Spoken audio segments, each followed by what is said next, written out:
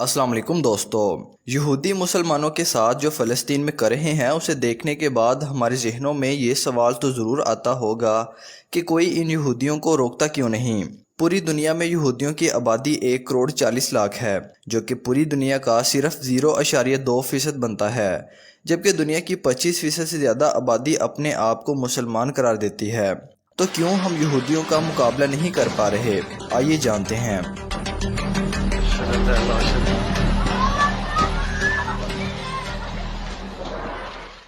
آپ لوگوں کو وہ زمانہ تو یاد ہوگا ہی جب دنیا کے اکثر و بیشتر ملکوں پر مسلمانوں کی حکومت ہوا کرتی تھی اور ان کا نظام چلتا تھا، لیکن پھر ایسا کیا ہوا کہ مسلمان اپنی یہ قدر و منزلت کھو بیٹھے اور کیوں آج دنیا کے بیشتر نظام اور وسائل پر یہودی قابض ہیں؟ چلیں میری اس ویڈیو میں دیے گئے حقائق اور تجزیات پر غور کریں، حقیقت کا پتہ آپ کو خود بخود چل جائے گا۔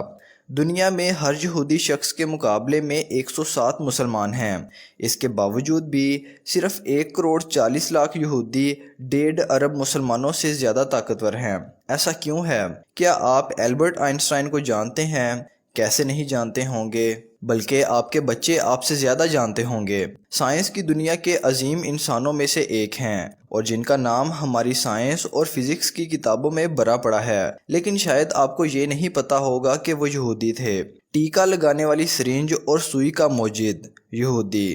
پولیو کے علاج کا موجد، یہودی۔ خون کے کینسر، لوکیمیا کے علاج کا موجد، یہودی۔ یرقان کا پتہ لگانے اور اس کے علاج کا موجد، یہودی۔ ڈائلسس اور مصنوعی اعضاء کا موجد، یہودی۔ ایٹمی ری ایکٹر کا موجد، یہودی۔ Fibre optic traffic light, microphone, gramophone, video recorder, ان سب کے موجد یہودی ہیں۔ اور یہ مت سمجھے گا کہ لسٹ ختم ہو گئی، کیونکہ اگر میں ان سب کا بتانے لگ پڑا تو ویڈیو کافی لمبی ہو جائے گی۔ البتہ آج کل کے مشہور برانڈز کا بتاتا ہوں۔ Levi's jeans, Starbucks, Google, Dell, Oracle, DKNY، Dunkin Donuts, Facebook, ان سب کے فاؤنڈر یہودی ہیں۔ یہ سب تو چند مثالیں ہیں جو میں آپ کو دے رہا ہوں، جبکہ یہودی سیاست سے لے کر میڈیا، فوڈ کمپنی سے لے کر ہمارے کپڑوں کے برانڈز تک کے یہودی مالک ہیں۔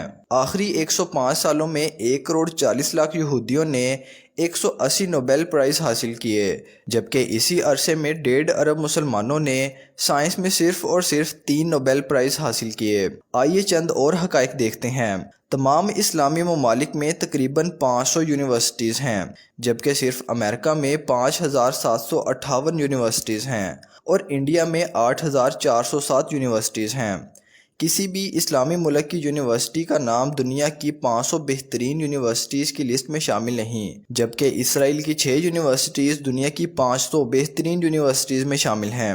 مسیحی ملکوں میں پڑھے لکھے لوگوں کی شرح تناسب 90%، جبکہ مسلمان ملکوں میں 40% ہے، اور ان مسیحی ملکوں میں 15 ممالک ایسے بھی ہیں جہاں پہ شرح تناسب 100% ہے۔ ذرا اور سنیے۔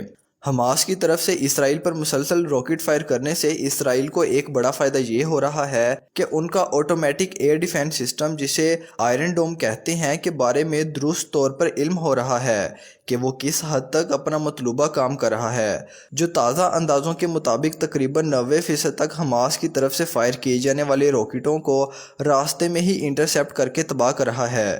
یعنی ابھی اسرائیل کو اپنے اس خودکار ہوائی دفاعی نظام کو مزید 10% بہتر کرنا ہے، اور وہ اسے بہتر کر بھی رہے ہیں۔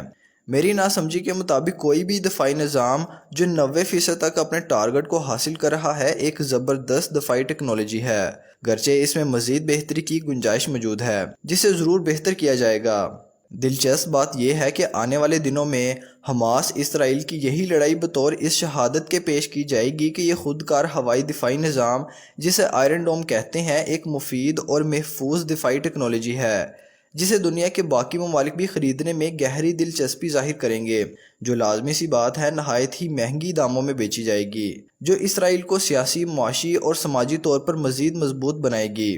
اس تصویر کا ایک دوسرا رخ بھی ہے کہ آپ انسانوں میں یہ فرق تلاش کرنے کی کوشش کریں کہ کیوں ایک انسان طاقتور ہے تو دوسرا کمزور، جبکہ دونوں کا انسانی وجود اور ان کے پاس قدرتی وسائل کم و بیش یکساں ہی ہیں۔